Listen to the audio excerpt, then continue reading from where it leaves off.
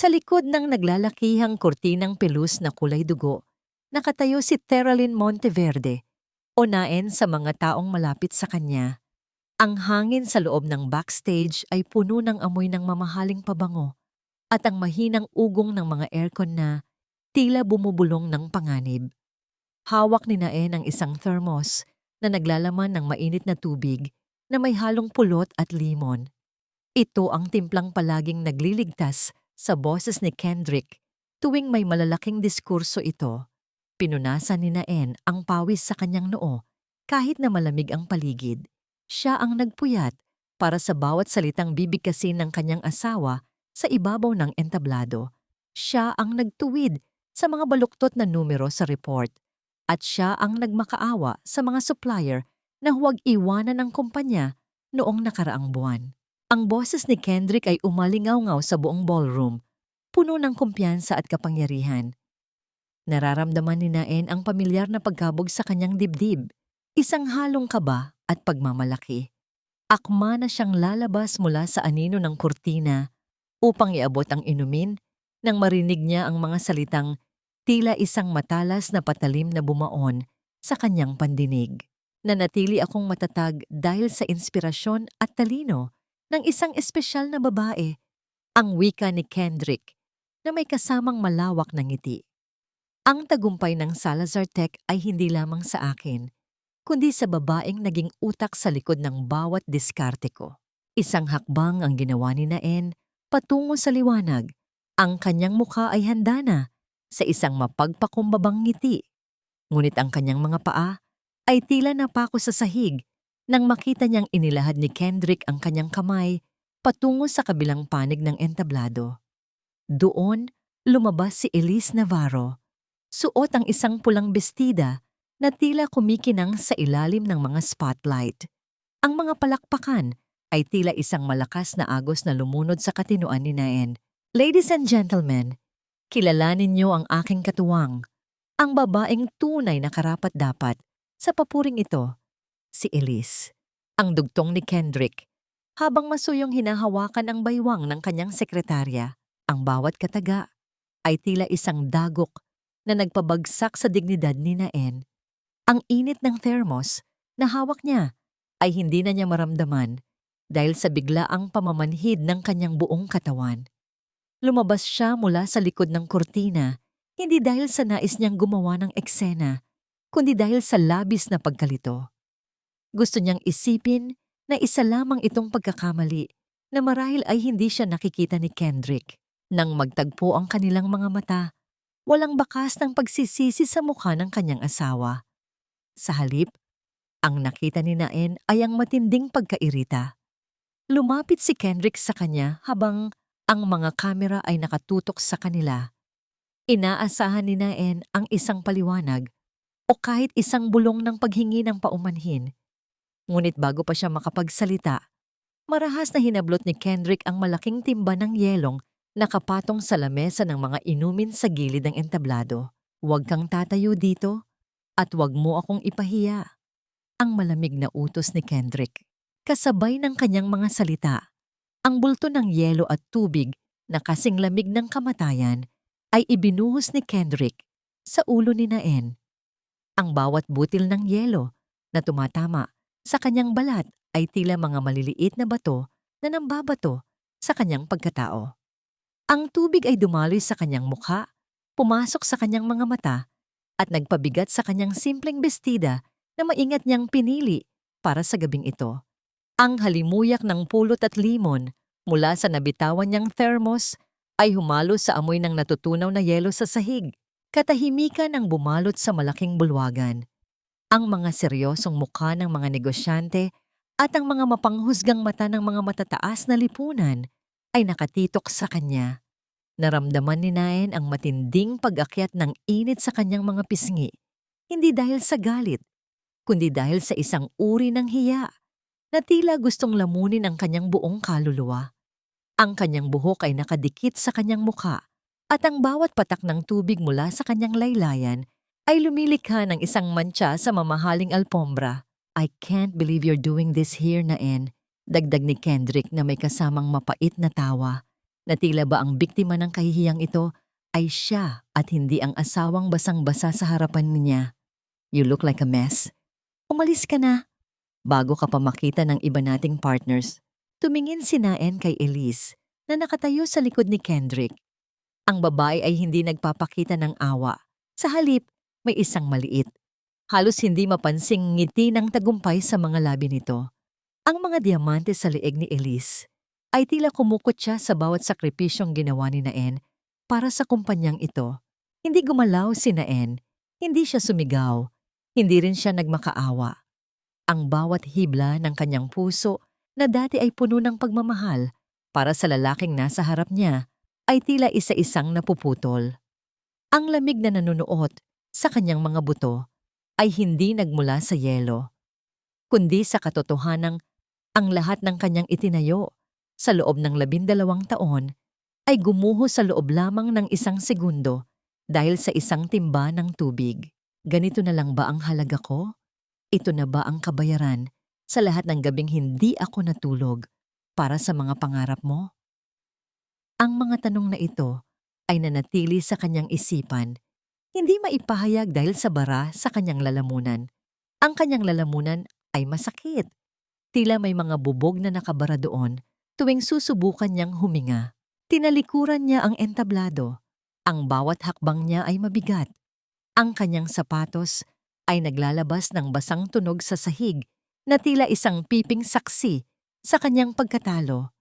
Sa kanyang paglalakad palayo, narinig niya ang muling pagpapatuloy ng musika at ang muling pagtawa ni Kendrick na tila walang nangyari. Ang bawat tawa ay tila isang latigo na humahagupit sa kanyang likuran. Nang makarating siya sa pintuan ng exit, isang anino ang humarang sa kanya. Isang lalaking may tindig na puno ng awtoridad. Suot ang isang itim na Amerikana na tila sumisip-sip sa lahat ng liwanag sa paligid. Hindi ito si Kendrick. Ang mga mata ng lalaki ay hindi puno ng pangungutya, kundi ng isang malalim at misteryosong pagkilala. Sa gitna ng kanyang panginginig at kahihiyan, isang boses ang narinig niya. Mababa ngunit sapat na upang patigilin ang mundo ni Naen. Gaano mo katagal balak hayaan ang sarili mong malunod sa tubig na ikaw naman ang nagpaapaw? Teralyn. Ang tanong na yon ay tila isang kidlat na naglayo sa kadiliman ng kanyang isipan. Hindi sumagot si Naen. Patuloy ang pagdaloy ng tubig mula sa kanyang buhok patungo sa sahig.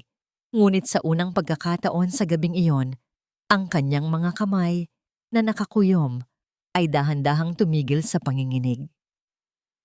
Ang sakit ay naroon pa rin, ngunit may isang bagong uri ng init na nagsisimulang mag-alab sa kanyang dibdib. Isang apoy na hindi kayang patayin ng kahit anong dami ng yelo. Ang bawat hakbang ni Naen sa loob ng kanilang mansyon ay nag-iiwan ng bakas ng basang mantsa sa malamig na sahig na gawa sa puting marmol. Ang katahimikan ng bahay ay tila isang malaking kumot na sumasakal sa kanyang paghinga. Ang bawat patak ng tubig na nagmumula sa kanyang laylayan ay mabilis na hinahabol ng lamig ng aircon, dahilan upang manginig ang kanyang mga balikat. Sa gitna ng malawak na sala, nakaupo sa isang inukit na upuang kahoy si Doña Carmela. Ang kanyang boses ay tila isang matalim na gunting na gumugupit sa katahimikan ng gabi. Huwag mong dungisan ang sahig ko ng iyong kawalan ng ingat, Teralyn. Ang bungad ng matanda, habang hindi man lamang nag-aabalang iangat ang tingin mula sa iniinom na tsa. Isang malaking kahihiyan ang ginawa mo sa gala kanina. Ang isang asawang marunong tumanaw ng utang na loob ay dapat alam kung kailan mananatili sa anino upang magningning ang kanyang kabiyak. You should have known better than to stand there looking like a beggar. Hindi sumagot si Naen. Nanatili siyang nakatayo. Ang kanyang buhok ay nakadikit pa rin sa kanyang leeg, habang ang bawat salita ng kanyang biyenan ay tila mga latigo na humahagupit sa kanyang sugatang dangal. Ang pagod na nararamdaman niya ay hindi lamang pisikal. Ito ay isang uri ng pagod na nagmumula sa maraming taon ng paglunok ng sariling boses para sa kapayapaan ng pamilyang ito. Umakyat siya sa itaas ng walang imik. Ang bigat ng kanyang bawat hakbang ay tila pasan-pasan ang buong kumpanya na siya naman ang nagpalago. Pumasok siya sa kanilang silid. Isang kwartong puno ng mga mamahaling kagamitan, ngunit walang bakas ng init ng pagmamahal. Makalipas ang isang oras, ang pintuan ay bumukas at pumasok si Kendrick. Dala ang amoy ng alak at isang halimuyak na tila isang malakas na sampal sa mukha ni Naen. Amoy ng sampagita at mamahaling jasmine. Ito ang pabangong Naen mismo ang pumili noong nakaraang buwan dahil ang sabi ni Kendrick ay kailangan niya ng regalong ibibigay sa isang mahalagang kliyente. Ngayon, ang alimuyak na yon ay nakakapit sa bawat hibla ng Amerikana ng kanyang asawa. Bakit ganyan ang tingin mo? Ang tanong ni Kendrick habang malat na tinatanggal ang kanyang kurbata. Kung hindi ka naging masyadong emosyonal sa harapan ng mga tao, hindi ko kailangang gawin ang pagbuhos ng yelo. It was a strategic move, Naen. Kailangan kong ipakita na ang Salazar Tech ay hindi pinapatakbo ng isang mahinang babaeng tulad mo. Elise saved the night. She is the face of my success now. Lumapit si Kendrick sa kanya. Ang kanyang hininga ay amoy dusa at panlilinlang. Hinawakan niya ang baba ni Naen, ngunit sa halip na haplos, ang naramdaman ni Naen ay ang pamilyar na pagmamanipula na tila ba siya ang may kasalanan sa lahat ng nangyari. Don't be so dramatic, my dear wife, ang dagdag ni Kendrick na may kasamang malamig na ngiti. You should be thankful na asawa pa rin kita. Ngayon, ayusin mo ang mga gamit ko para sa meeting ko bukas kasama si Velasco. Make sure everything is perfect, as you always do. Tumalikod si Kendrick at pumasok sa banyo. Iniwan si Naen na nakatitig sa itim na Amerikana na nakasampay sa kama. Nilapitan ni Naen ang damit. Inilapit niya ang kanyang mukha at muling naramdaman ang matapang na amoy ng pabango ni Elise. Doon, sa ilalim ng liwanag ng lampara, nakita niya ang isang hibla ng mahabang buhok na kulay tanso na hindi sa kanya. Dahan-dahang kinuha ni Naen ang Amerikana. Ang kanyang mga kamay ay hindi na nanginginig sa takot, kundi sa isang matinding determinasyon na unti-unting nabubuo sa kanyang kalooban. Hindi niya dinala ang damit sa laundry basket. Sa halip, kumuha siya ng isang malaking itim na supot ng basura mula sa ilalim ng lababo. Sa loob ng silid na yon, sa gitna ng kadiliman ng gabi, dahan-dahan niyang inilagay ang mamahaling Amerikana sa loob ng basurahan. Tila ba itinatapon na rin niya ang bawat alaala ng lalaking akala niya ay kanyang sandigan. Kinuha ni Naen ang kanyang telepono na nakapatong sa side table. Ang screen ay umilaw. Nagpapakita ng isang bagong mensahe mula sa hindi kilalang numero.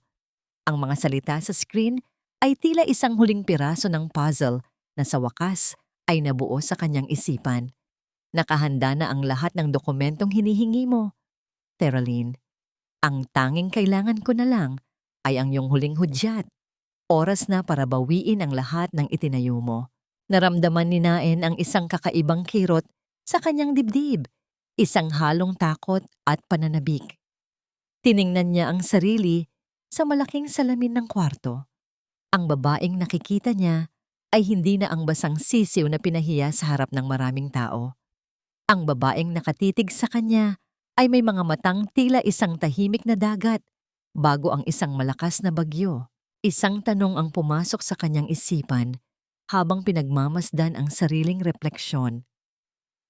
Sapat na ba ang 12 taon ng pagtitiis para bayaran ang kalayaang malapit na niyang makamit? O ang tunay na kabayaran ay magsisimula pa lamang sa oras na bitawan niya ang huling tali na nag-uugnay sa kanya sa pangalang Salazar? Ang madaling araw ay nagdala ng isang maputlang liwanag na tumagos sa malalaking bintana ng gusali ng Salazar Tech. Ang kumpanyang itinuring ni Naen na kanyang panganay na anak. Sa oras na ito, ang mga koridor ay wala pang tao. Tanging ang mahinang ugong ng mga central aircon ang maririnig na tila isang malalim na buntong hininga ng gusali. Hawak ni Naen ang isang maliit na kahon. Balak niyang kunin ang ilang mahahalagang gamit na siya lamang ang nakakaalam kung nasaan. Habang papalapit siya sa opisina ng presidente, ang kanyang mga hakbang ay bumagal nang makita niyang bahagyang nakabukas ang pinto. Mula sa loob, narinig niya ang tawanan na tila isang lason na dahan-dahang kumakalat sa kanyang sistema. Ang boses ni Kendrick ay puno ng sigla, isang tono na matagal nang hindi naririnig ni Nain sa loob ng kanilang bahay. "Don't worry, babe." Ang wika ni Kendrick na sinundan ng tunog ng pag-urong ng swivel chairs sa sahig. Ang reserve fund na inipon ni Naen para sa expansion ay sapat na para mabili ang kondo na gusto mo sa Makati. "Consider it my early anniversary gift for you." Isang mapait na ngiti ang sumilay sa mga labi ni Naen habang nakatayo siya sa labas. Ang pondo na yon ay bunga ng kanyang mga gabing walang tulog at matinding pagtitipid sa mga gastusin ng kumpanya. Ngunit ngayon ay gagamitin lamang para sa luho ng kabit ng kanyang asawa. Naramdaman ni Naen ang panlalamig ng kanyang mga daliri. Ngunit sa pagkakataong ito, hindi ito dahil sa takot, kundi sa isang matalim na pagkasuklam. Eksaktong palabas na si Elise mula sa opisina nang makita niya si Naen. Ang babae ay mukhang sariwa. Suot ang isang mamahaling blusa na alam ni Naen na binayaran gamit ang corporate card. Sinadya ni Elise na banggain ang balikat ni Naen habang dumadaan. Naging sanhi upang muntik nang mabitawan ni Naen ang hawak niyang kahon. "Oh, sorry Naen, hindi kita napansin." Ang wika ni Elise habang hinahawi ang kanyang mahabang buhok. "You know, you should really stop coming here. Masyado ka nang matanda para sa fast-paced environment na ito.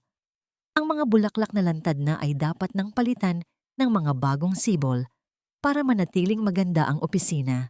It's for the best of the company and for Kendrick too."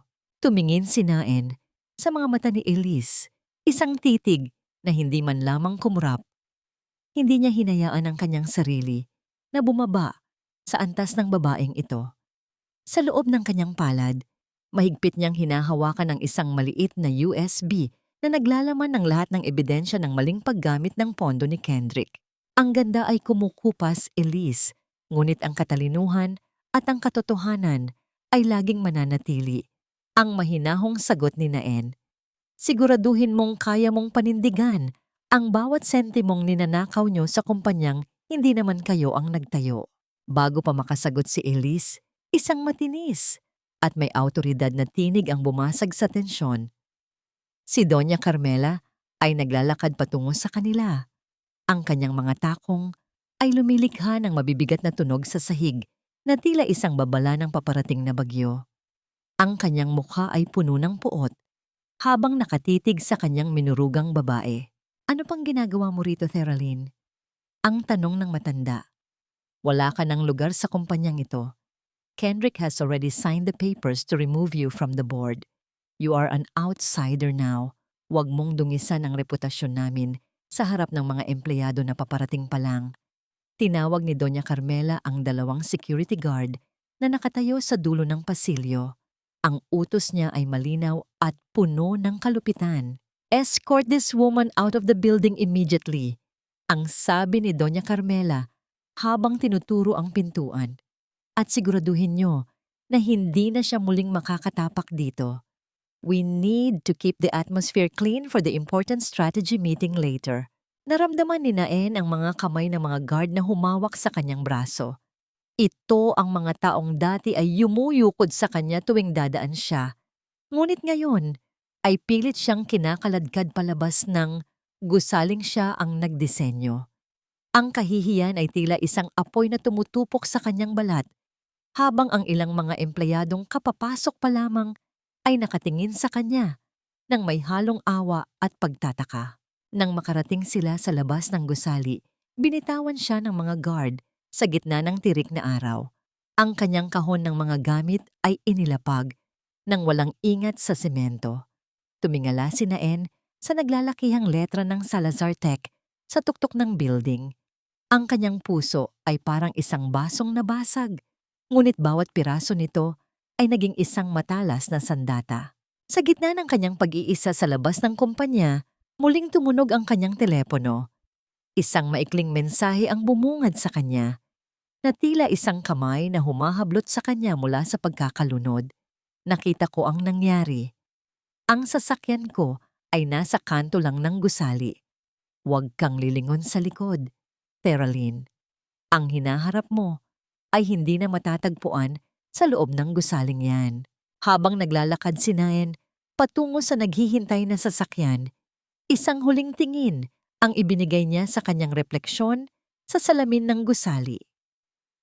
Ang tanong na pumasok sa kanyang isipan ay hindi na tungkol sa kung bakit siya tinalikuran, kundi kung handa na ba ang mundo sa oras na gamitin niya ang lahat ng sikretong itinago niya sa loob ng 12 taon upang sunugin ang imperyong akala ng asawa niya ay kanya.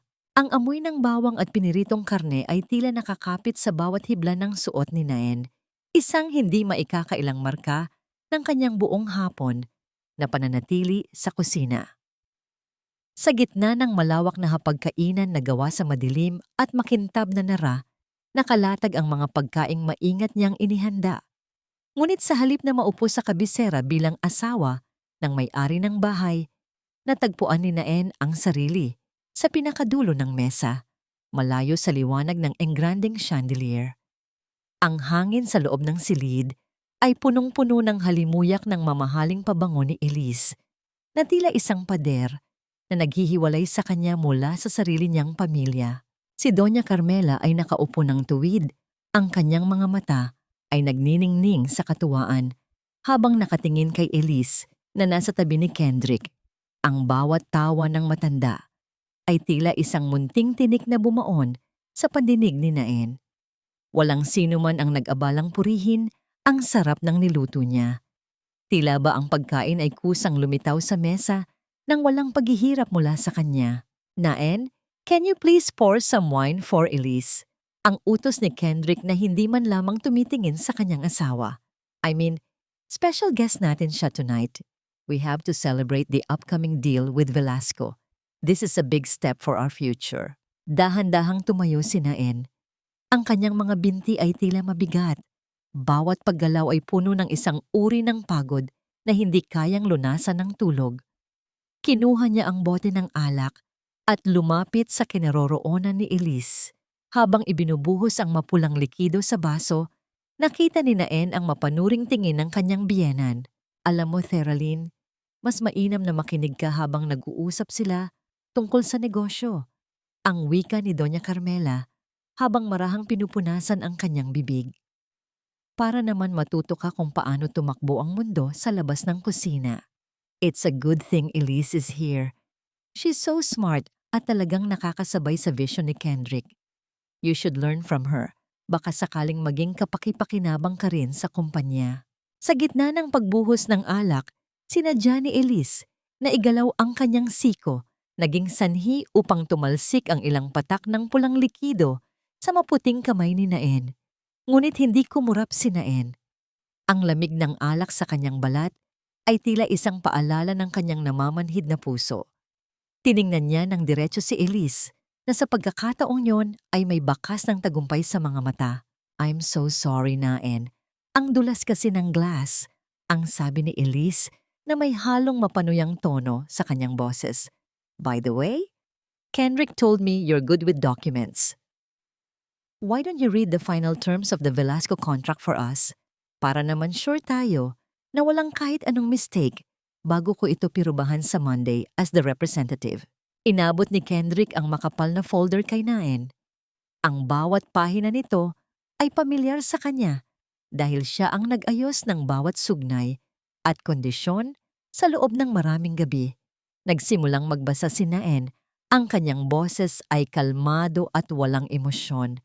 Binasa niya ang bawat punto, ngunit nang makarating siya sa huling bahagi ng appendix, ang kanyang dila ay tumigil sa isang mahalagang pangungusap. Ang sugnay na nagsasaad na ang anumang pagkakamali sa representasyon ay magreresulta sa agarang paglipat ng lahat ng ari-arian sa pangunahing strategist. Ito ang sugnay na siya lamang ang nakakaalam, ang sugnay na magsisilbing hukay para sa mga taong nasa harap niya. That sounds perfect, Kendrick. Ang wika ni Elise pagkatapos ng pagbabasa ni Naen. I can handle this. See?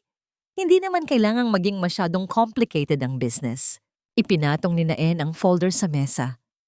Ang kanyang tingin ay lumipat kay Kendrick, na ngayon ay masuyong hinahawakan ng kamay ni Elise sa itaas ng hapag. Ang pagtataksil ay hindi na lamang isang lihim sa pagitan ng dalawa. Ito ay naging isang pampublikong palabas sa loob ng kanyang sariling tahanan. Ramdam ni Naen ang panginginig ng kanyang mga kalamnan, ngunit pinanatili niyang tuwid ang kanyang likod. Nang matapos ang hapunan, tumayo si Kendrick at itinaas ang kanyang baso. Ang liwanag mula sa chandelier ay nagmula sa kristal, lumilikha ng mga anino sa mukha ng bawat isa. I have a special announcement to make, ang sabi ni Kendrick na may kasamang malawak na ngiti. Since we're starting a new chapter with the Velasco deal, I've decided to make it official. Starting tomorrow, Elise Navarro will be our new Vice President for Strategy. This position is hers now, and I believe she's the only one who can lead us to the top. Isang nakakabinging katahimikan ang sumunod sa pahayag ni Kendrick. Ang boses ng orasan sa dingding ay tila bawat segundo ng paghuhusga sa katapatan ni Naen. Tumingin si Naen sa kanyang asawa at sa pagkakataong yon, ang huling bakas ng pag-asa sa kanyang mga mata ay tuluyan ng pumanaw. Congratulations, Elise, ang tanging nasabi ni Naen. Ang kanyang tinig ay kasing lamig ng gabing iyon. I hope you're ready for everything that comes with that title. Habang naglalakad si Naen pabalik sa kusina upang ligpisin ang mga pinagkainan, naiwan ang tatlo na nagtatawanan. Ngunit sa kanyang isipan, ang tanong ay hindi na kung kailan siya aalis, kundi kung magagawa pa ba ni Kendrick nang ngumiti sa oras na mapagtanto niyang ang titulong ibinigay niya kay Elise ay ang mismong susi na magbubukas sa pinto ng kanilang pagkawasak. Ang malalim na gabi ay tila isang piping saksi sa lihim na pagbabagong nagaganap sa loob ng madilim na silidaklatan ng mansyon. Sa tanging liwanag na nagmumula sa screen ng kanyang laptop, ang mukha ni Naen ay nagmumukhang isang estatwang gawa sa porselana, malamig, matatag, at walang bakas ng pag-aalinlangan. Ang bawat dampi ng kanyang mga daliri sa mga titik ng keyboard ay hindi na naglalabas ng tunog ng pagtatrabaho, kundi ang banayad na ingay ng isang hukbong naghahanda sa digmaan. Isa-isang lumalabas sa screen ang mga pangalan ng mga maliliit na kodong, ang mga taong tinulungan ni Naen noong mga panahong ang kumpanya ay nasa bingit pa lamang ng pagbangon. Alam niya ang bawat utang na loob na nakabaon sa kanilang mga puso. Sa bawat mensaheng ipinapadala niya, unti-unting hinihigop ni Naen ang pundasyong kinatatayuan ni Kendrick. Ang kanyang mga mata ay nananatiling nakatitok sa mga numero. Ang bawat porsyento ng co-fund na kanyang nababawi ay tila isang sugat na unti-unting naghihilom sa kanyang pagkatao. Nang sumapit ang umaga, ang liwanag ng araw ay hindi nagdala ng init sa hapagkainan. Nakaupo si Naen sa kanyang pamilyar na pwesto. Ang kanyang ulo ay bahagyang nakayuko habang tinitiis ang matatalim na salita ni Doña Carmela. Ang matanda ay tila isang ibong mandaragit na handang manuhay sa bawat pagkakataon. You know, Tereline, ang wika ni Doña Carmela habang tinitingnan ang kanyang mga kuko na bagong gawa. Isang malaking pagkakamali talaga na wala kayong anak ni Kendrick hanggang ngayon. Ang isang babaeng hindi makapagbigay ng tagapagmana ay tila isang punong walang bunga, walang silbi, at palamuti lang sa hardin. Maybe that's why my son is looking for inspiration elsewhere. You can't blame him if he finds life and energy in someone like Elise. Naramdaman ni Naen ang pait na tila isang lason sa kanyang lalamunan. Ang bawat sakripisyong ginawa niya para sa kumpanya, ang bawat gabing pinili niyang magtrabaho kaysa magpahinga, ay binaliwala dahil lamang sa kawalan ng anak. Sa loob ng kanyang isipan, Ang kaisipan tungkol sa utang na loob ay nagsimulang magbago. Sila ang may utang sa kanya. Utang nila ang bawat sentimong ginagastos nila para sa kanilang marangyang buhay. I understand, Mama, ang mahinahong sagot ni Naen. Ang kanyang tinig ay walang bakas ng galit, ngunit puno ng isang nakatagong kapangyarihan. I'm just doing my best to make sure the family's honor remains intact. Pagkatapos ng almusal, nagtungo si Naen sa sala. Ang mga pader ay puno ng mga litrato ng kanilang kasal, mga sandaling puno ng mga pangakong tila naging abo na sa hangin. Kumuha siya ng isang malinis na tela at nagsimulang punasan ang mga frame. Ang bawat haplos niya sa salamin ay tila isang pamamaalam. Dahan-dahan, sa bawat pagkakataong walang nakatingin, iniisa-isa ni Naen na tanggalin ang mga litrato mula sa kanilang pagkakasabit. Ang mga ito ay hindi na mga alaala ng pag-ibig kundi mga ebidensya ng isang mahabang panlilinlang. Maingat niyang inilalagay ang bawat frame sa loob ng isang kahon na nakatago sa ilalim ng sofa. Tila ba inililigpit na niya ang bawat piraso ng kanyang nakaraan. Nang pumasok si Kendrick sa sala upang hanapin ang kanyang susi, napansin niya ang bakanting puwang sa pader. Bakit mo tinanggal ang picture natin sa gala last year? Ang tanong ni Kendrick na may halong pagtataka. Masyado na kasing maalikabok, Kendrick, ang tugon ni Nain habang hindi lumilingon. I just thought it's time for a deep cleaning. Kailangan nating alisin ang lahat ng dumi na naipon sa loob ng maraming taon para makahinga ang bahay na ito. Tiningnan ni Kendrick ang kanyang asawa. Naramdaman ang isang kakaibang kilabot na tila hindi niya maipaliwanag. Ang Nain na nasa harap niya ay tila isang estranghero na may ngiting hindi abot sa mga mata. Hindi niya alam na ang bawat litratong tinatanggal ni Naen ay simbolo ng bawat karapatang binitawan niya para sa kumpanya at sa bawat bakanting puwang sa pader. Isang bagong plano ang nabubuo sa puso ng babaeng sa wakas ay natutong lumaban. Habang isinasara ni Naen ang takip ng kahon, isang tanong ang nanatiling nakabitin sa malamig na hangin ng sala. Sa oras na wala nang matira sa mga pader na ito, ano pa ang matitira sa lalaking akala niya ay hari ng isang imperyong? Siya naman ang tunay na may-ari. Ang bawat hibla ng usok na nagmumula sa insenso ay tila mga aninong sumasayaw sa loob ng tahimik na silid ng tsaa, kung saan ang amoy ng sandalwood ay nagbibigay ng panandaliang kapayapaan sa isipan ni Naen. Malayo sa marangya ngunit mapanghimasok na mansyon ng mga Salazar, ang lugar na ito ay tila isang santuwaryo na hindi kayang abutin ng puot ni Doña Carmela o ng pagyayabang ni Kendrick. Nakaupo sa harap ni Naen ang isang lalaking may tindig na puno ng awtoridad, si Adrian Velasco, ang taong matagal nang naghihintay sa sandaling ito. Teraline Monteverde. Ang boses ni Adrian ay mababa ngunit puno ng bigat, tila isang haplos na may kasamang babala. Finally, you chose to step out of the shadows. Akala ko ay habang buhay mo nang itatago ang talinong ikaw naman ang nagmamay-ari. Hindi ka agad sumagot si Naen. Ang kanyang mga mata ay nanatiling nakatitok sa kanyang mga kamay na nakapatong sa ibabaw ng mesa. Dahan-dahan niyang inilabas ang isang maliit na lalagyan ng lipstick mula sa kanyang bag. Ang parehong gamit na itinago niya sa harap ni Elise noong nakaraang araw. Inilapag niya ito sa ibabaw ng makintab na kahoy na lamesa. Ang marahang paglapat ng porselana sa ibabaw ng mesa ay ang tanging nagbigay buhay sa katahimikan ng silid. Hindi ito kolorete, Adrian. Ang mahinahong wika ni Naen habang inuusog ang gamit patungo sa lalaki. Ito ang blueprint ng pagbagsak ng imperyong akala ni Kendrick ay siya ang nagtayo. Nariyan ang lahat, ang mga ilegal na transaksyon, ang mga pekeng pirma, at ang bawat butas sa sistem na ako mismo ang gumawa bilang panigurado. Kinuha ni Adrian ang gamit at tiningnan ito nang may halong pagkamangha. Isang tipid na ngiti ang sumilay sa kanyang mga labi, isang ekspresyong bihirang makita sa isang lalaking kinatatakutan sa mundo ng pananalapi. You're more ruthless than I thought, Teraline. Ang wika ni Adrian habang nakatitig ng diretso sa mga mata ni Naen. Hindi ba't parang sinusunog mo na rin ang 12 taon ng buhay mo? Hindi ko sinusunog ang buhay ko, Adrian. Ang sagot ni Naen.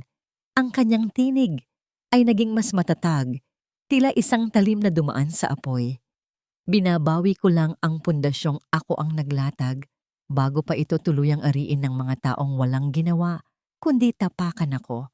I built that house and I have every right to take it back, kahit maging abo pa ito sa harap nila. Napansin ni Adrian ang maliliit na sugat sa mga daliri ni Naen, mga bakas ng paghiwa ng mga sangkap sa kusina at ang paglilinis ng mga kalat na hindi naman sa kanya. Sa halip na magpatuloy sa usaping negosyo, maranyang kinuha ang takure at nagbuhos ng mainit na tsa sa isang maliit na tasa. Inabot niya ito kay Naen, sinisiguradong ang init ng porselana ay dumampi sa malamig na mga daliri ng babae. Uminom ka muna, ang sabi ni Adrian. Ang kanyang tono ay biglang lumambot. Tila isang kaibigang matagal nang nag-aalala. Ang mga kamay na nagpatakbo ng malalaking kumpanya ay hindi dapat nasusugatan sa paghihiwa ng sibuyas para sa mga taong hindi marunong magpasalamat. Sa pagkakataong ito, Teralyn, hayaan mong ang init naman ang magmula sa akin, hindi ang lamig ng yelong ibinuhos nila sa iyo. Naramdaman ni Naen ang isang kakaibang kirot sa kanyang puso, isang uri ng kilig na matagal na niyang kinalimutan.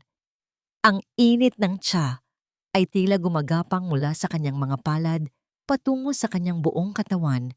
Pinatutunaw ang yelong matagal nang nakabalot sa kanyang puso. Sa unang pagkakataon, sa loob ng maraming taon, naramdaman ni Naen na siya ay nakikita, hindi bilang asawa ni Kendrick, hindi bilang strategist ng Salazar Tech, kundi bilang isang babaeng karapat-dapat pahalagahan.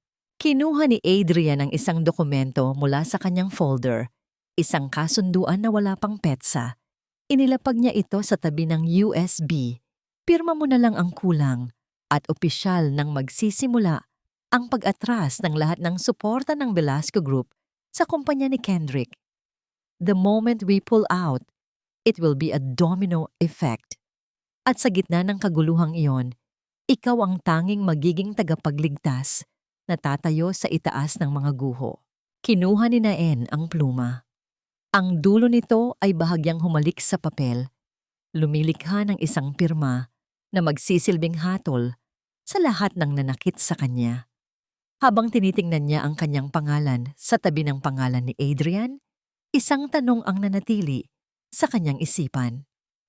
Handa na ba siyang harapin ang mukha ng kanyang asawa sa oras na malaman nito na ang lalaking inaasahan niyang magliligtas sa kanya ay ang mismong lalaking may hawak sa kamay ng asawang kanyang minaliit? Ang bawat sulok ng opisina ni Naen ay tila isang estrangherong unti-unting binubura ang kanyang alaala. Ang amoy ng sariwang lavender na palaging nagbibigay ng kapanatagan sa kanya ay hinalinhina na ng matapang at nakakahilong halimuyak ng pabango ni Elise. Sa gitna ng silid, nakatayo si Elise habang itinuturo ang mga gamit na nais niyang ipatapon. Ang kanyang mga tawa ay tila mga karayom na tumutusok sa hangin, puno ng pagmamalaki at kawalan ng galang sa puwang na itinayo ni Naen sa loob ng maraming taon. Itapon niyo na lahat ng basurang yan, ang utos ni Elise sa mga utility worker habang itinuturo ang mga luntiang halaman sa gilid ng bintana. It's so old-fashioned, Kendrick. Kailangan natin ng mas modernong vibes dito. Ang mga tuyong dahon na ito ay hindi bagay sa image ko as the new VP. Pinanood ni Naen ang eksena mula sa pintuan. Nakita niya ang isang paborito niyang paso na gawa sa luwad na dahan-dahang binitawan ng isang trabahador. Ang paso ay naging pira-piraso sa sahig at ang itim na lupa ay kumalat sa puting alpombra, tila isang mantsa ng kahapon na pilit na niyurakan. Hindi gumalaw si Naen. Nanatili siyang tahimik. Ang kanyang mukha ay tila isang lawa na walang kahit anong alon sa kabila ng nagaganap na gulo. Nang gabing iyon sa mansyon, pumasok si Kendrick sa kanilang silid. Napansin niya ang bahagyang pagkabukas ng pintuan ng closet ni Naen. Sa loob, ang kalahati ng mga sabitan ay wala ng laman. Ang mga simpleng blusa at palda na palaging suot ni Naen ay nawala na. Iniwan ang malawak at bakanteng puwang. Ngunit sa halip na makaramdam ng kaba, isang mapang-uyam na ngiti ang sumilay sa mukha ni Kendrick. Nag-e-emote ka na naman ba, Naen? Ang tanong ni Kendrick habang nagtatanggal ng kanyang mamahaling relo. Kung balak mong maglayas para lang suyuin kita, nagkakamali ka, masyado akong busy sa Velasco deal para sa mga childish tantrum mo. You'll be back soon anyway. Saan ka naman pupunta? Sino ba ang tatanggap sa isang babaeng wala namang sariling pangalan kung hindi dahil sa akin? Hindi sumagot si Naen. Ipinagpatuloy niya ang pag-aayos ng kanyang huling maleta. Ang bawat tupi ng tela ay tila isang panata ng paglaya. Ang katahimikan ni Naen ay tila isang pader na hindi na kayang buwagin ng anumang panglalait ni Kendrick. Sa gitna ng sala, nakaupo si Doña Carmela habang may hawak na isang velvet na kahon. Sa loob nito ay ang kwintas na gawa sa purong ginto at mga diamante, ang heirloom ng pamilya Salazar na ilang henerasyon nang ipinapasa.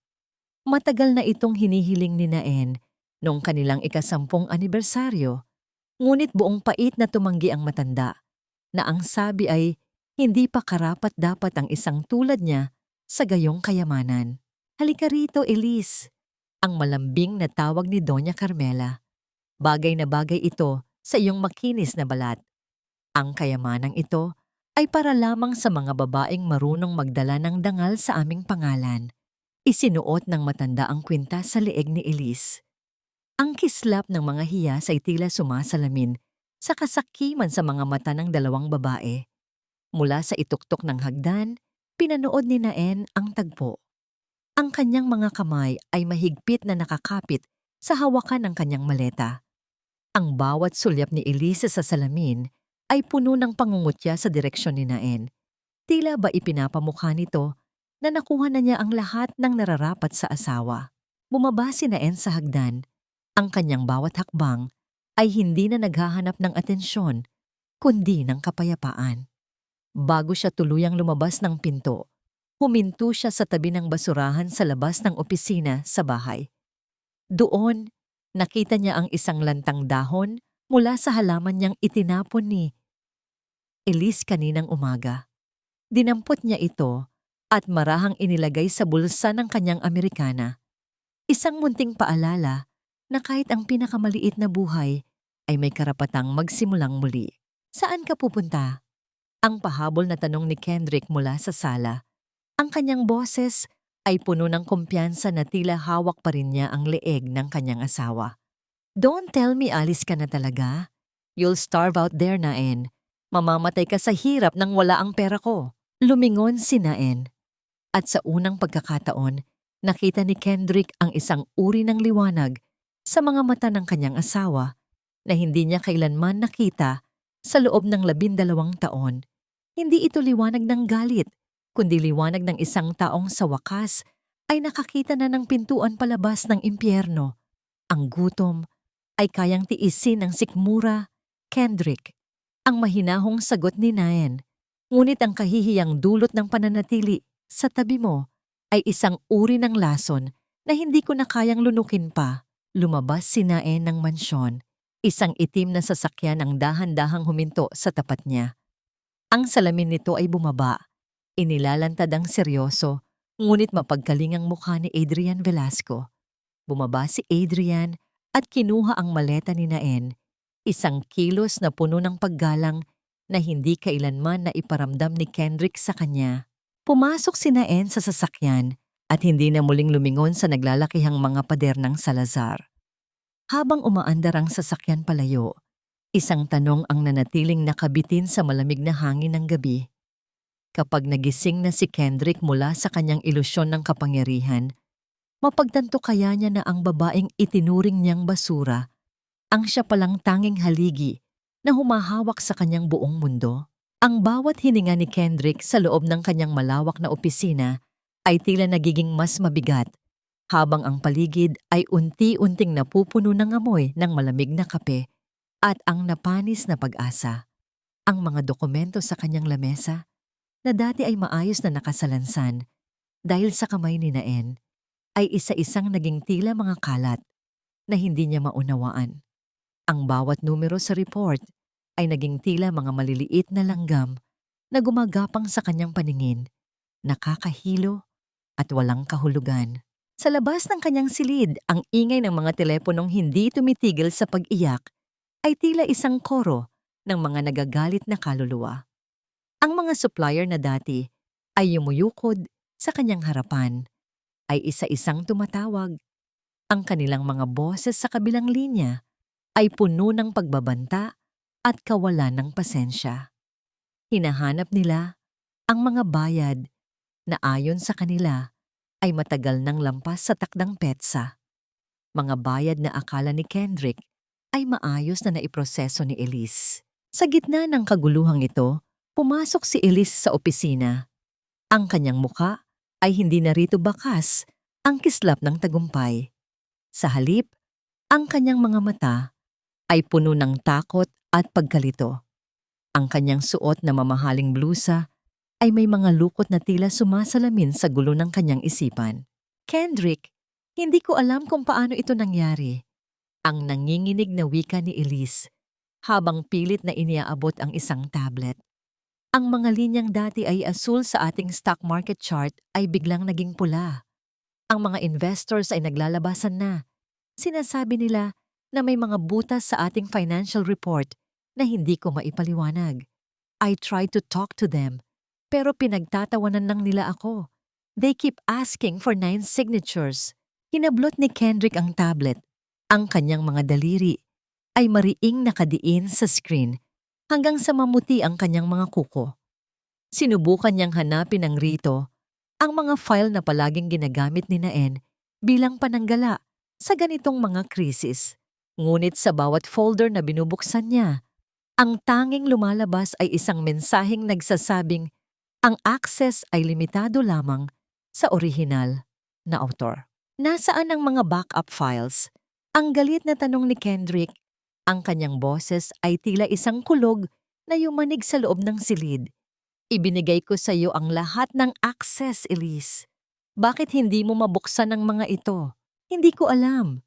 Ang sigaw ni Elise, ang kanyang mga mata ay nagsimula ng magtubig. I thought it was just a simple password. Sabi mo madali lang ang trabaho ni Naen. Sabi mo kahit sino kayang gawin ang ginagawa niya. Kendrick, help me. Ang mga tao sa labas ay nag-uumpisa ng mag-resign. Kinuha ni Kendrick ang kanyang telepono. Ang kanyang mga kamay ay nanginginig habang hinahanap ang pangalan ni Naen sa kanyang contact list. Sa unang pagkakataon, sa loob ng maraming taon, naramdaman niya ang isang uri ng desperation na tila isang malamig na kamay na sumasakal sa kanyang leeg. Sagutin mo, Naen. Please, sagutin mo, ang bulong ni Kendrick sa sarili. Sa isang tahimik at payapang opisina sa kabilang panig ng lungsod, nakaupo si Naen sa isang malambot na upuang balat. Ang hangin sa paligid niya ay amoy sariwang papel at bagong pakulong tsaa. Nakita niya ang pag-ilaw ng kanyang telepono sa ibabaw ng lamesa. Nakita niya ang pangalan ng kanyang asawa na paulit-ulit na lumilitaw, tila isang desperadong hiling para sa kaligtasan. Hindi kinuha ni Naen ang telepono. Pinanood niya lamang ang bawat pag-ilaw nito hanggang sa mamatay ang liwanag at ang silid ay muling balutin ng katahimikan. Walang galit sa kanyang puso. Tanging ang isang malalim na pakiramdam ng kagaanan, tila isang ibong sa wakas ay nakawala sa isang masikip na hawla. Hindi mo ba sasagutin? Ang tanong ni Adrian Velasco habang inilalapag ang isang tasa ng tsa sa tapat ni Naen. Hahayaan ko muna siyang makinig sa katahimikan, Adrian. Ang mahinahong sagot ni Naen. Masyado siyang naging maingay sa sarili niyang tagumpay. Ngayon, oras na para marinig niya ang tunay na tunog ng isang imperyong gumuho dahil walang pundasyon. Samantala, sa loob ng mansyon ng mga Salazar, ang kapaligiran ay tila naging isang libingan. Si Doña Carmela ay nagmamadaling pumasok sa kanyang silid-aklatan. Ang kanyang mga kamay ay nanginginig habang binubuksan ang isang itim na folder na naglalaman ng kanyang mga bank statement. Ang kanyang mga mata ay nanlaki nang makita ang mga pulang numero sa papel. Ang kanyang retirement fund, ang perang itinago niya para sa kanyang marangyang katandaan, ay hindi na mahagilap. Sa halip, ang nakasulat ay isang abiso ng pag-freeze ng account dahil sa pagkakasangkot nito sa mga loan na kinuha ni Kendrick gamit ang kanyang pangalan bilang collateral. Ano ito? Teraline. Kendrick! Ang sigaw ni Doña Carmela, ang kanyang boses ay naging matinis at puno ng pait. Nasaan ang pera ko? Bakit sarado ang lahat ng account ko? Napaupo ang matanda sa kanyang kama. Ang kanyang marangyang bestida ay tila naging isang mabigat na pasanin. Ang katahimikan ng mansyon ay tila isang malakas na hiyaw na nagsasabing wala na ang kanyang kapangyarihan. Wala na ang babaeng palaging nag-aayos ng kanyang mga pagkakamali. Habang ang araw ay unti-unting lumulubog, ang anino ng mansyon ay tila isang higanting halimaw na lalamon sa lahat ng naroon. Isang tanong ang nanatiling nakatimo sa isipan ni Doña Carmela habang pilit niyang hinahanap ang kanyang hininga. Saan siya pupunta sa oras na pati ang bubong na kanyang ipinagmamalaki ay bawiin na rin ng mga taong kanyang minaliit. Ang huling gabi bago ang itinakdang oras ng paghuhukom ay bumalot sa lungsod na tila isang mabigat na kumot na yari sa itim na seda. Sa loob ng opisina ng Salazar Tech, ang tanging liwanag ay nagmumula sa isang lamparang pilit na lumalaban sa kadiliman. Si Kendrick ay nakaupo sa gitna ng mga bundok ng papel. Ang kanyang mga mata ay mapula at puno ng pagod. Ang amoy ng tuyong tinta at ang alikabok ng mga lumang dokumento ay tila sumasakal sa kanyang bawat hininga. Hinahanap niya ang mga nawawalang pahina ng appendix na binasa ni Naen noong gabing iyon sa hapunan. Ngunit tila ba ang mga ito ay naging abo na at tinangay ng hangin. Bawat letra sa mga kontratang hawak niya ay tila lumalabo. Isang babala na ang pundasyong inaasahan niyang magliligtas sa kanya ay unti-unti nang bumibigay. Bukas, sa harap ng buong mundo, mapapatunayan ko rin na hindi ko kailangan ang tulong ni Naen, ang bulong ni Kendrick sa kanyang sarili. Ang kanyang boses ay nanginginig sa pagitan ng kumpiyansa at takot. Ang Velasco deal ay ang aking trono. Kapag nalagdaan na ito, lahat ng utang at lahat ng kahihiyan ay mabubura. Samantala, sa isang mamahaling unit sa Makati, si Elise ay hindi naghahanda para sa tagumpay ng kumpanya. Sa halip, ang hangin sa loob ng kanyang kwarto ay puno ng amoy ng mabilisang pag-alis. Nakabukas ang kanyang mga maleta sa ibabaw ng kama at isa-isang inilalagay ni Elise ang mga alahas na nakuha niya mula kay Kendrick at ang mga gintong ibinigay ni Doña Carmela. Ang bawat kislap ng hiyas ay tila isang nakakainggit na paalala ng kanyang pagtataksil. Alam ni Elise na ang barko ay lumulubog at wala siyang balak na sumama sa paglubog nito. Sa kabilang bahagi ng lungsod, sa isang tahimik na silid na puno ng liwanag ng buwan, si Naen ay nakatayo sa harap ng isang ironing board. Ang bawat haplos ng mainit na plansa sa telang puti ng kanyang Amerikana ay tila isang ritual ng paglilinis. Ang init na dumadaloy mula sa bakal patungo sa tela ay nag-aalis ng bawat lukot. Tila ba sa bawat pasada nito ay binubura rin ni Naen ang bawat sakit at bawat hapdi ng nakaraang 12 taon. Ang kanyang mga kilos ay banayad at may sistema. Ang puting suit na suot niya bukas ay hindi lamang isang kasuotan. Ito ay isang baluti ng katarungan. Ang bawat hibla ng tela ay sumasalamin sa kanyang bagong pagkatao. Isang babaeng hindi na muling magpapaubaya sa anino ng iba. Teraline, ang boses ni Adrian Velasco ay narinig mula sa kabilang linya ng telepono na nakapatong sa mesa. Nakahanda na ang lahat para sa bukas. Ang mga mamamahayag, ang mga kudong, at ang mga board members ay darating. Sigurado ka na ba sa hakbang na ito? Huminga ng malalim si Naen. Naramdaman niya ang malamig na hangin mula sa bintana na humahaplos sa kanyang mga pisngi. Ang kanyang puso ay hindi na nanginginig. Ito ay tumitibok ng may tiyak na layunin. Handa na ako, Adrian, ang mahinahong sagot ni Naen. Hindi ito tungkol sa paghihiganti. Ito ay tungkol sa pagbawi sa mga bagay na hindi naman dapat nawala sa akin. Bukas, ipakikita ko sa kanila na ang katahimikan ko ay hindi kahinaan, kundi ang pagtitipon ng lakas para sa isang malakas na bagyo. Inilipat ni Naen ang kanyang tingin sa maliit na halaman sa gilid ng bintana. Ang tanging halamang nailigtas niya mula sa pagtatapon ni Elise. Isang bagong usbong na dahon ang sumibol mula sa tangkay nito, luntian at puno ng buhay sa kabila ng lahat ng naranasan nito. Isang tipid na ngiti ang sumilay sa mga labi ni Naen habang hinahaplos niya ang dahon. Nang sumikat ang araw, ang liwanag nito ay tila isang gintong espada na humahati sa kadiliman. Nagising si Kendrick sa kanyang lamesa. Ang kanyang mukha ay seryoso habang tinitingnan ang kanyang sarili sa salamin. Isinuot niya ang kanyang pinakamahal na kurbata. Nagnanais na itago ang kanyang takot sa likod ng isang maskara ng kapangyarihan. Sa labas, ang mga sapatos ni Naen ay marahang tumama sa semento habang naglalakad siya patungo sa kanyang sasakyan.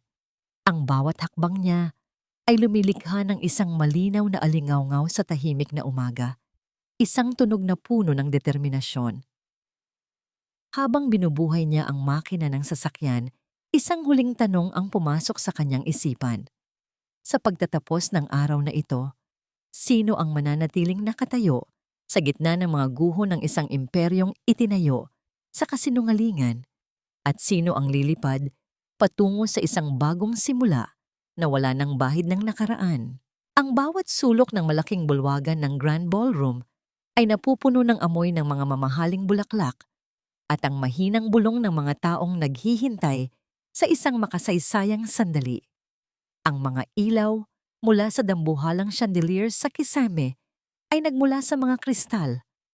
Lumilikha ng mga aninong tila naglalaro sa mga mukha ng mga kodong at mga mamamahayag na nakahanda na ang mga kamera. Sa ibabaw ng entablado, nakatayo si Kendrick. Ang kanyang mukha ay seryoso, ngunit may bakas, nang pilit nangangiti. Habang si Elise ay nasa kanyang tabi, suot ang kwintas ng pamilya Salazar na nagniningning sa ilalim ng mga spotlight. Sa unang hanay ng mga upuan, nakaupo si Doña Carmela. Ang kanyang tindig ay puno ng pagmamalaki habang tinatanggap ang mga pagbati ng mga panauhin. Naniniwala sila na sa gabing ito, ang Salazar Tech ay aabot sa rurok ng tagumpay sa pamamagitan ng pakikipag-alyansa sa Velasco Group. Ngunit ang katahimikan ng bulwagan ay biglang binuwag ng ang dalawang malalaking pinto sa dulo ay bumukas ng malawak. Ang lahat ng mata ay lumingon patungo sa direksyong yon. Mula sa kadiliman ng pasilyo, lumabas si Naen. Hindi siya ang basang sisiw na pinahiya noong nakaraang buwan. Suot ang isang puting-puting suit na tila sumisip-sip sa lahat ng liwanag sa paligid. Naglakad siya ng may tiyak na layunin. Ang bawat lapat ng kanyang mga takong sa makintab na sahig ay lumilikha ng isang malinaw na ritmo ng katarungan. Tila isang babala na ang bawat segundo ng kanyang pagtitiis ay may katumbas na kabayaran. Namutla si Kendrick nang makita ang kanyang asawa. Ang folder na hawak niya ay bahagyang nayanig sa kanyang mga kamay. Sa kabilang banda, si Elise ay napaatras ng isang hakbang. Ang kanyang kamay ay otomatikong napahawak sa ninakaw na kwintas sa kanyang leeg. Anong ginagawa mo rito, Naen? Ang galyit na bulong ni Kendrick nang makalapit ang asawa sa gilid ng entablado. I told you, you're not welcome anymore. Security! Ilabas niyo ang babaeng ito. Don't let her ruin this event. Hindi kumilos ang mga security guard na nakatayo malapit sa pinto. Nanatili silang nakatindig. Ang kanilang mga mata ay nakatitok lamang kay Naen na tila ba siya ang tunay nilang pinuno. Naglakad si Naen ng marahan, dumadaan sa tabi ng mahabang lamesa kung saan nakahanay ang mga itim na timba ng yelo na naglalaman ng mga bote ng champagne. Huminto siya sandali at tiningnan ang mga tipak ng yelo na unti-unting natutunaw. Sa kanyang isipan, naramdaman niya ang pamilyar na lamig ng tubig na ibinuhos sa kanya noon. Ngunit ngayon, ang lamig na yon ay hindi na nagdudulot ng hiya, kundi ng isang malalim na awa para sa lalaking nasa harap niya. "Don't worry, Kendrick." Ang mahinahong wika ni Naen. Ang kanyang boses ay umalingaw-ngaw sa buong bulwagan dahil sa katahimikang namayani. "Hindi ko sisirain ang gabing ito. Pinunta lang ako rito para panoorin ang katapusan ng isang ilusyong itinayo mo sa loob ng maraming taon." "Kendrick, paalisin mo na siya." Ang sigaw ni Doña Carmela mula sa kanyang upuan. Ang kanyang mukha ay pulang-pula sa galit. Wala siyang karapatang tumayo sa harap ng mga taong ito. "She's nothing but a failed wife." Tumingin si Naen sa kanyang biyenan, isang tinging puno ng katatagan na nagpatahimik sa matanda. Pagkatapos ay muli siyang humarap kay Kendrick na ngayon ay pawis na sa ilalim ng mga ilaw. Ang eksena ay nagsisimula pa lang. "Kendrick," ang dagdag ni Naen. "At sa pagkakataong ito, hindi ako ang manunood mula sa dilim." Biglang bumukas muli ang pinto at pumasok si Adrian Velasco, ang lalaking kanina pa hinihintay ng lahat. Ngunit sa halip na tumungo kay Kendrick para sa isang kamayan, dumeritso siya kay Naen. Tumayo si Adrian sa tabi ng babae, isang kilos na nagpapakita ng isang alyansang hindi inasahan ng sinuman. Naglakad ang dalawa patungo sa entablado. Ang bawat hakbang nila ay tila nagpapaliit sa mundo ni Kendrick at Els. Nang makarating sila sa itaas, marahas na kinuha ni Adrian ang microphone mula sa kamay ni Kendrick. Ang tunog ng microphone na naisandal sa damit ni Kendrick ay naglabas ng isang matinis na alingaw-ngaw na tila isang huling hiyaw ng kumpanya. "Ladies and gentlemen," ang boses ni Adrian ay puno ng awtoridad na tila nagpapatigil sa bawat paghinga ng mga naroon. "I am here to finalize the deal. But before we sign anything, I want to clarify one very important detail." Lumingon si Adrian kay Naen at pagkatapos ay muling humarap sa madla. Ang Velasco Group ay hindi nakikipag-alyansa sa kumpanyang Salazar Tech. Kami ay nakikipag-alyansa sa nag-iisang utak sa likod ng lahat ng tagumpay na nakita nyo. Si Teralyn Monteverde. And as of this moment, every resource, every technology, and every centavo that came from her expertise is officially being withdrawn from this building. Isang nakakabinging katahimikan ang sumunod sa mga salita ni Adrian. Bago ito, hinalinhinan ng gulo at bulungan ng mga kodong. Namutla si Kendrick, ang kanyang tuhod ay tila nanginginig habang tinitingnan ng asawa na ngayon ay nakatayo sa tuktok ng kanyang sariling tagumpay. Ang bawat ilaw sa loob ng bulwagan ay tila naging mga matatalim na mata na nakatitok sa nagpapawis na mukha ni Kendrick. Sa likod ng entablado, ang dambuhalang screen na dapat ay magpapakita ng bagong logo ng Salazar Tech ay biglang kumislap. Sa halip na ang simbolo ng tagumpay, ang lumitaw ay ang mahahabang hanay ng mga bank statement, mga ilegal na paglilipat ng pondo patungo sa account ni Elise, at ang mga dokumentong nagpapatunay ng manipulasyon sa stock market. Ang bulong-bulungan ng mga kodong ay mabilis na naging isang malakas na hiyaw ng galit. Ang hangin ay napuno ng amoy ng tensyon at ang maasim na amoy ng pawis ni Kendrick na tila ba ang kanyang buong pagkatao ay unti-unti nang natutunaw sa ilalim ng mga spotlight. Ano ang ibig sabihin nito, Kendrick? Ang sigaw ng isa sa mga pinakamalaking investor habang tumatayo at itinuturo ang screen. "Pera namin ang ginamit mo para pambili ng mga luho ng babaeng yan. Nasaan ang mga pondong ipinangako mong ilalagay sa expansion?" Sinubukan ni Kendrick na magsalita, ngunit ang kanyang lalamunan ay tila punong-puno ng tuyong buhangin. Tumingin siya kay Elise, nagnanais na makahanap ng suporta. Ngunit nakita niyang ang babae ay dahan-dahan nang umaatras patungo sa gilid ng entablado. Ang kanyang mga kamay ay nanginginig habang pilit na tinatago ang kwintas sa ilalim ng kanyang buhok. Hindi ito totoo. Isang pagkakamali lang ito. Ang nauutal na wika ni Kendrick, ang kanyang boses ay tila isang munting hiyaw. Sa gitna ng nagngangalit na dagat ng mga tao, Naen, sabihin mo sa kanila, "You wrote these reports. Ayusin mo ito, please." Naglakad si Naen patungo sa gitna ng entablado. Ang kanyang bawat hakbang ay puno ng kapayapaan na tila isang anghel na naglalakad sa gitna ng impyerno. Kinuha niya ang folder na hawak ni Kendrick, ang parehong folder na may sugnay na siya lamang ang nakakaalam. Naaalala mo ba ang appendix na pinabasa niyo sa akin noong hapunan, Kendrick? Ang mahinahong tanong ni Naen, ang kanyang tinig ay malamig pa sa yelong ibinuhos sa kanya noon. Sa ilalim ng sugnay na pinirubahan niyo ni Elise, ang anumang pandaraya o maling representasyon ng kumpanya ay magreresulta sa agarang pagkumpiska ng lahat ng inyong personal na ari-arian upang bayaran ang mga pinsala. At dahil ang lahat ng stratehiya ay nakapangalan sa akin bilang orihinal na author, ang Salazar Tech ay wala ng halaga. It is an empty shell. Sa puntong iyon, ang pintuan ng bulwagan ay muling bumukas. Ang kulay asul na uniforme ng mga opisyal mula sa National Bureau of Investigation ay naging sentro ng atensyon. Ang tunog ng kanilang mga sapatos sa sahig ay tila isang marcha ng kamatayan para sa karera ni Kendrick. Hindi makapaniwalang napaluhod si Kendrick sa harap ni Naen. Ang kanyang mamahaling Amerikana ay sumayad sa sahig at ang kanyang mga daliri ay pilit na humahawak sa laylayan ng puting suit ni Naen. Ang kanyang mga mata ay puno ng mga luhang hindi na makapagliligtas sa kanya. "Naen, please."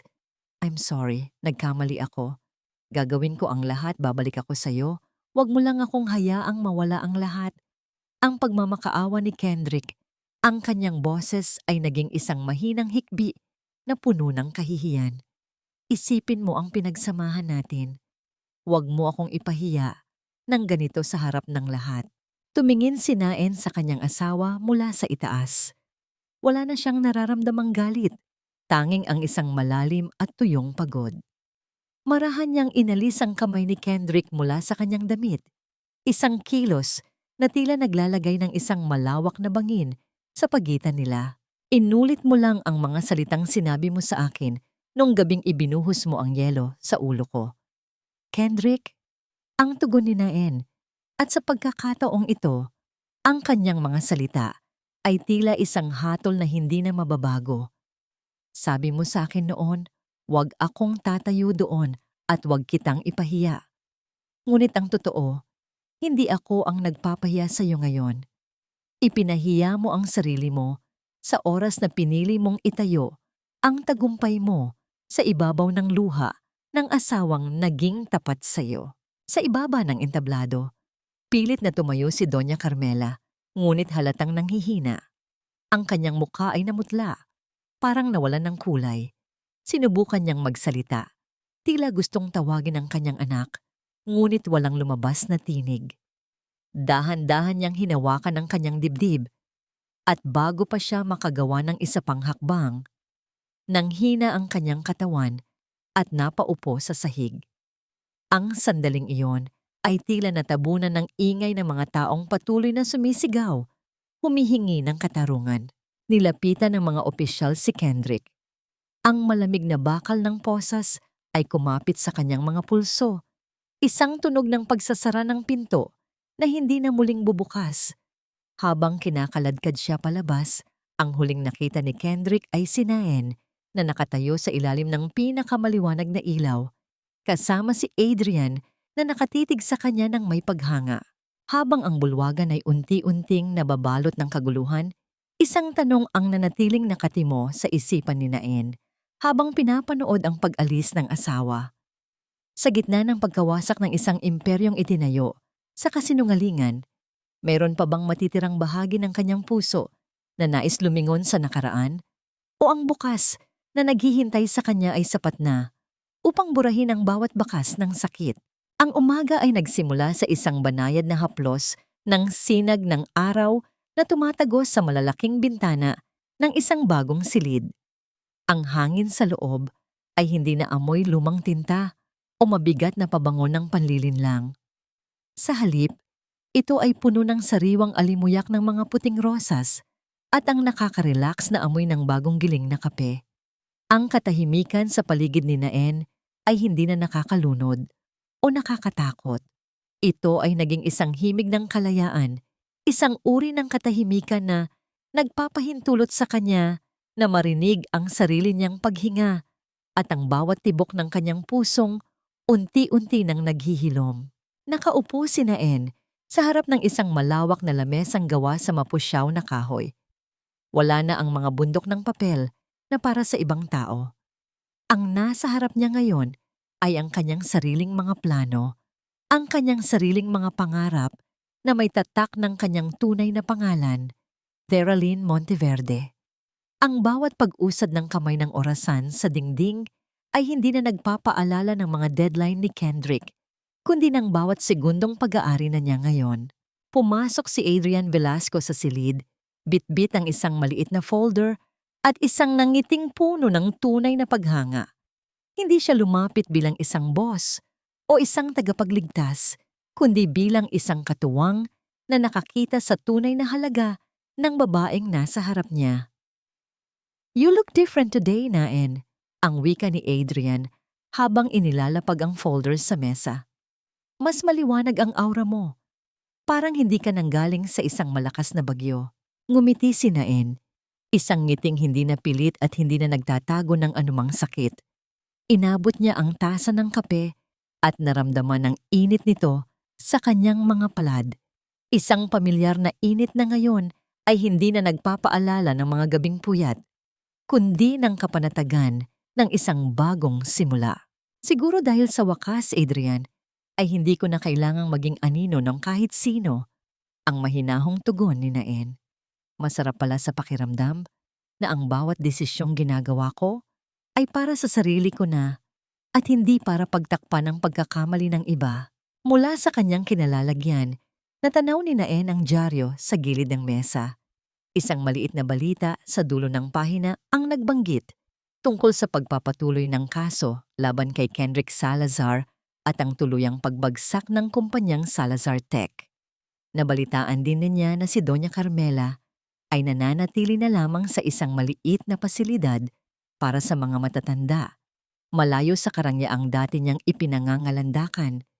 Si Elise naman ay nawala na parang bula matapos makuha ng mga awtoridad ang lahat ng ari-ariang ilegal niyang nakuha. Naramdaman ni Naen ang isang bahagyang kirot, ngunit mabilis din itong napawi ng hangin. Ang awa na nararamdaman niya ay hindi na para sa kanyang sarili, kundi para sa mga taong naging bilanggo ng kanilang sariling kasakiman. Tumayo si Naen at lumapit sa bintana. Mula sa itaas ng gusaling ito, ang lungsod ay tila isang malawak na canvas na naghihintay ng kanyang mga bagong kulay. Hinaplos niya ang kanyang leeg, kung saan dati ay nakabitin ang mabigat na kadena ng bonfan at hiya. Ngayon, ang tanging nararamdaman niya ay ang dampi ng kanyang sariling balat, malinis at malaya. "Handa ka na ba para sa press conference mamaya?" ang tanong ni Adrian habang tumatayo sa tabi niya. Maraming gustong malaman kung paano mo nagawang bumangon ng mag-isa. Humarap si Naen sa kanya. Ang kanyang mga mata ay nagniningning sa ilalim ng liwanag ng araw. Ang kanyang tindig ay tuwid. Ang kanyang balikat ay hindi na nakayukod sa bigat ng nakaraan. "Ready na ako, Adrian," ang sagot ni Naen sa Taglish na puno ng kumpiyansa. "Pero hindi ko sasabihin sa kanila na bumangon ako ng mag-isa. Sasabihin ko sa kanila na matagal na akong nakatayo. Nakalimutan ko lang na tumingin sa salamin at kilalanin ang babaeng palaging nandoon para sa akin." Sa kanyang huling sulyap sa kanyang refleksyon sa salamin ng bintana, hindi na isang biktima ang nakita ni Naen. Nakita niya ang isang arkitekto ng sarili niyang tadhana. Ang bawat luhang pumatak noon ay nagsilbing tubig na nagpalago sa kanyang katatagan. At habang lumalabas siya ng silid, kasama si Adrian, isang huling kaisipan ang nanatili sa kanyang puso. Isang mensaheng nais niyang iparating sa bawat babaeng nakikinig sa kanyang kwento. Ang pinakamahalagang tagumpay ay hindi ang pagpabagsak sa mga nanakit sa iyo, kundi ang pagbuo muli sa sarili mo sa paraang hindi ka na muling mababasag ng kahit na sino. Dahil sa dulo ng lahat ng dusa, ang tanging pangalang mahalaga ay ang pangalang ibinibigay mo sa iyong sarili kapag wala nang nakatingin. Isang taon ang mabilis na lumipas, tila isang agos ng ilog na dahan-dahang tinangay ang lahat ng dumi at pait ng nakaraan.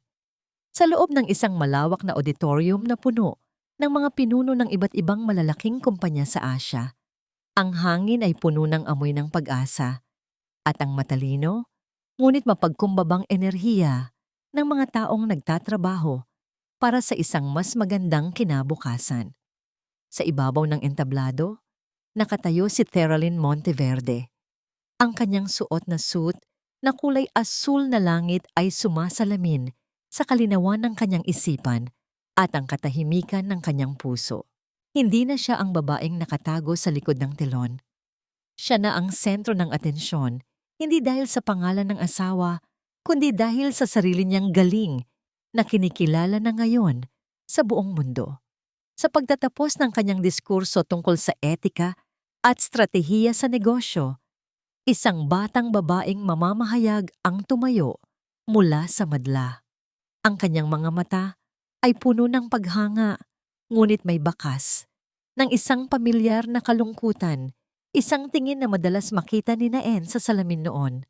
Miss Monteverde, ang boses ng dalaga ay bahagyang nanginginig. Marami po sa amin ang nakasubaybay sa inyong kwento.